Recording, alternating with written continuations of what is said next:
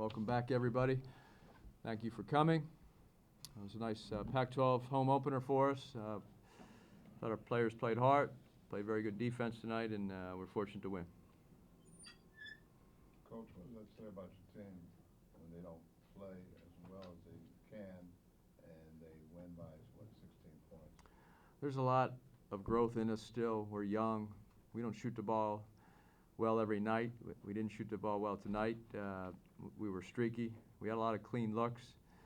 But to grind it out, you have to win. We've been winning different ways all season long with 4 freshmen, 2 transfers, and Boatwright being hurt.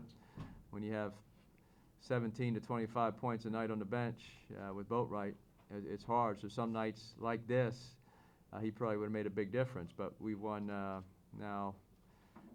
We've had him for 4 games. He played in 4 games. Actually got hurt the first 2 minutes of the 5th game. So to be 15-1, that means the other players have done a tremendous job of winning in a variety of ways. Sometimes it's high scoring. Sometimes it's you have to defend, and when you're not making shots, you have to get 10 steals like we did tonight, 5 block shots, and play great defense. Seemed pretty sloppy at times, especially kind of early on. What do you attribute that to? Well, I thought we got out to a nice lead, and then we relaxed a little bit. They got some clean looks, a couple of layups. They had 6 points in the paint in a row. That's why I called timeout. And then we played better. You can always defend and rebound, and that's what we did tonight. Why has this team been as adaptable as it has in winning different ways? We got good players. Certainly not coaching. What are your thoughts on the team performance today? 14 points, 10 rebounds, pretty much consistent all the way around. Chimezi's had a tremendous season so far. Without his partner Benny, he's had to do a lot of different things. He's had to play both positions on the front court. He's had to play the wing on our zone as the forward spot. He's had to guard bigger guys, smaller players, and offensively we rely on him. He made a couple great passes in the first half to get 2 threes, open shooters, and he's just developing into a tremendous basketball player. The team implemented a full court press on the 4-guard lineups tonight. What kind of advantage do you think that pressure gives you guys? Jonah Matthews at the front gets his hands on a lot of basketballs. He has 4 steals tonight. I think he had 6 steals a few games ago. D'Anthony Melton, as you know, can steal the ball, gets a lot of deflections, and Jordan McLaughlin averages 1.5 steals a game. So we're still leading the Pac-12 in steals per game, and that helps us a lot because we have to play a lot of different lineups with foul trouble, with the inexperience, and also when you have a key player out for this long, everyone gets their chance, but we have to mix and match. And some game when they have 2 bigs and we have guards, it's hard to put Elijah Stewart or D'Anthony Melton or Shaquan Aaron on someone 6'10", 6'11", that outweighs them by 60 pounds. So we have to play zone, we have to play, we press, and just try to use our length. Andy, the team's shooting almost 75% from the free throw line this year. Is there anything different you implemented this year that's caused that uptick? Well, I think to be a good free throw shooting team, your best free throw shooters have to shoot a lot of free throws, and then everyone has to make improvements. Chimezi Metu, if you look at, he's number 1 because he shoots a lot of free throws, and he was 6 for 7 tonight. He's shooting over 75% on the season. Last year he was under 50, and now he changed his shooting technique when he came here last year, and he's developed an excellent mid-range jump shot, and he's shooting a high percentage from the foul line. And Jordan McLaughlin's improved as well, and he's shooting over 80%. So Elijah Stewart, I think, is around 75, 80 as well. So you just need to keep improving as an individual. It certainly helped our team win a few games this year in tight games.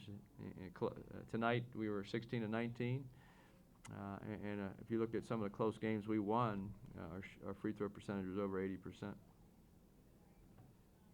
Jonah's confidence seems to be growing. Do you think it has to do with him having success on the defensive end first? He's earned his minutes defensively. His overall shooting percentage is not where it needs to be. He's a little streaky. He's learning as he goes through this first season what a good shot is, meaning an uncontested shot. The shooting percentages for contested jump shots at the college and NBA level are extremely low. So as he improves his decision making, when to take an open jump shot, when to put the ball on the floor, those shooting percentages should go up because he is a good standstill shooter. Now, he's earned his minutes defensively. He's our best on-the-ball defender. and he's very active. Coach, when is Benny coming back? We just don't know. I wish it was tomorrow. He wishes it was 3 weeks ago. But he had a torn MCL that heals itself. They call it a grade 2 or 3 sprain, which is a partial tear. And the good news is it's healing. He's more stable. He's stronger. He can do some shooting. And he should be able to do some jogging and hopefully within 2 weeks be ready for practice with or without contact. We'll have to see that. And it just depends on how long it takes for him to be game ready. We certainly do not want to rush him back. He has to be 100% healthy before we will allow him to play. But he's working extremely hard at it. He's just he wants to be out there so badly, and we do miss him. But at the same time, really have to give credit to our team for stepping up and winning 15 games, and 11 of those without Benny. When you talked about winning in different ways, was that I guess a result of Benny being out that you can't exactly play the same style? Well, when you have Elijah Stewart at the 4 position, playing power forward, and Shaquan Aaron, who's a guard, and we've had to play a lot of 4-guard lineups. Nick Rakocevic and Charles Buggs, we've relied on them to play and do certain things, and Chimezi Metu to do certain things once Benny was injured, and Jordan McLaughlin. So we've had foul trouble. We've had other guys that have had off nights, and so you just have to try to find a rotation that's working throughout the game, and try to come back to that if it does work. And some nights are different than others. Actually, I can't remember the last 7 or 8 games when the same 5 guys have played great together. We've just different players have stepped up, and they've all taken their turn when 2 or 3 have off nights scoring the basketball or defending. The other 4 or 5 guys will be good enough to win games. Coach, can you describe the play and contributions of DeAnthony Melton, starting in the lineup, of course, and it's listed here officially in the program as a 3-guard lineup. Very unusual in Pac-12 and, of course, Division I, but to be able to do that is a big tribute, I would say, to DeAnthony Melton. Would you agree on that? Well, DeAnthony can guard multiple positions, first of all, and he's an excellent rebounder. He only had 4 tonight, but he's averaging 5.5 rebounds a game at 6'3". He's averaging almost 2 steals a game. So he does a lot of things, as you notice. Even when he doesn't rebound the ball, he's in there tipping it or being physical. So he's able to help us and play bigger than he really is. And so forget about scoring. He helps this team defensively and on the glass. And he's also a secondary ball handler to Jordan McLaughlin. He's learning to be a playmaker. In high school, he wasn't a point guard. He was just a kind of like he is now, where he just does everything. Now we're teaching and giving him the opportunity to develop his playmaking skills, and he's doing a great job at that. But forget about he made 2 threes tonight. We took Jordan out with 5.5 minutes left to give Jordan a blow, and DeAnthony makes 2 back-to-back threes. So for him to step up and make that, it says a lot about his confidence and his development as a player early in his career. And secondly, Coach, points off the bench, you dominated here. The stats we show here, 22-15. Yeah, our bench, we have a lot of guys who could start. We just bring them off the bench, and we expect them to play hard. Shaquan first came in tonight 7 minutes into the game and only played 12 minutes tonight. Was this a matchup-driven decision to play him so few minutes, or was there another? Well, we've started 4 guards the last, 6-7 games, and tonight we wanted to start big. So we started Nick at center, Chimezi at power forward. We put Elijah at the small forward and DeAnthony Jordan at the 2-guard spots.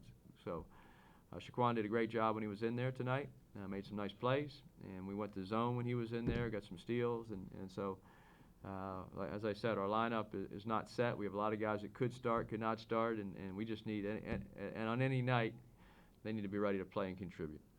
In past seasons, has your team run this much zone before, or is this new for you? I prefer man-to-man, but we do have a pretty good zone team with our length and our aggressiveness, and I like to mix it up, though, as a head coach. I believe that that sometimes teams have trouble when you switch defenses. They can't get in a rhythm. But at the same time, you got to be careful, because if your team's better at something, but our team seems to be pretty good at both. And with our small lineup and our big lineup at times, it just makes sense to play some zone. Is there anything you can do during the season to work with the bigs to try to keep them out of foul trouble?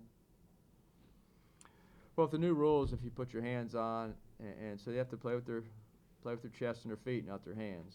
So any hands this way or that way, and fighting for post position, it's the same thing.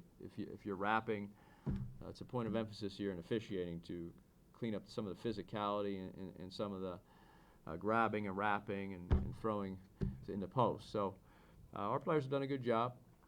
At times, I think they need to get lower and fight for position with their legs. But Nick is learning, like Chemezi. If you remember, Chemezi averaged 4.5 fouls a game in the Pac-12 last year. Benny Boatwright 4. Now Nick Rakocevic is picking up where they left off last year. You can't keep him out of foul trouble because he has to learn. And it's a process, but Chemezi and Benny, before he got hurt, were much better at that in their second year. Okay, thank you.